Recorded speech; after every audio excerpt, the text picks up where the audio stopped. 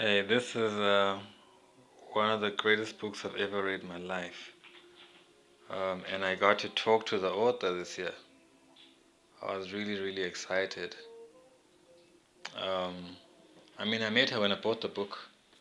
I bought the book at a literary festival, and she was um, she was presenting. Okay, guess you gotta see my face.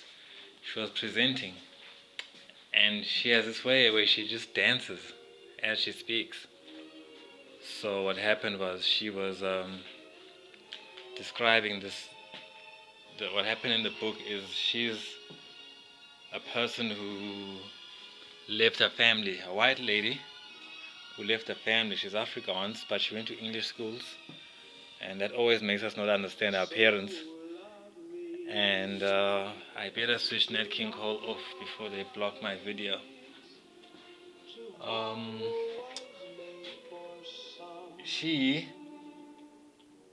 writes letters to her parents after she's left the house. She goes to Namibia and she falls in love with a guy in exile, an activist, an ANC guy.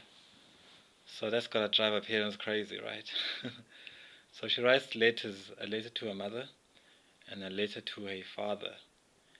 And then she also writes to her unborn child when she gets pregnant. And her unborn child talks to her. So it's a very, very interesting book. It's in like three fonts, when she writes to the mother and to the father, and then writes to the child, and then the child writes to her. It's very honest, because it's like a diary, it's like a journal. And what happens is she looks at a lot of issues in South Africa. And for me, what I love about the book is, one, it's the next level of what I want to do, which means she's talking to her child, her unborn child. That's what I've always done. But in my mind, at the time it was maybe I'd be dead and they'd be grown and reading it, or I would be like, oh, now I'm more positive. So it's like when I'm older and they just read my stuff.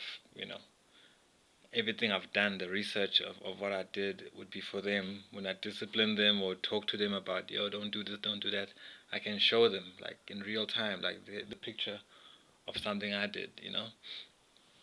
So she does that in the book in a different way, in a special way, where she's writing to the child in the book, and the child talks back to her so she can hear him talk. I love that.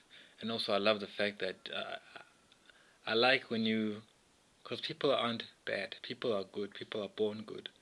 And I love seeing honest people from every angle who honestly share their feelings, because we also guarded in South Africa. So she talks about um, just how she feels, how she doesn't like the racism, how her father won't accept her family, like when he dies, the funeral. He has to wait somewhere and she can go and then they'll meet. Things like that. But it's just, it's peace, it's poetry as well. It's another thing. Very poetic. She's an artist. She's a dancer, you could say a ballerina. But her writing is the same. That's why she dances when she reads it, you know. And, so I have a number and I'd read it during load shedding when the lights out. So I messaged her, and she messaged me back, and we called each other. She called me, and we spoke for hours. It was the most amazing thing, because when you read a book, you fall in love with the character, right? And so now it's like she jumped out of the book and was talking to me, and she really helped me with my children, because we spoke about everything, the concerns. She helped me with that, and she just said they're gonna be fine. They know what they're doing, because they chose me and they chose this life.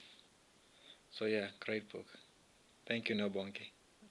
Love you very much, and I'll meet you one day. Well, I met you already, so I'll see you again.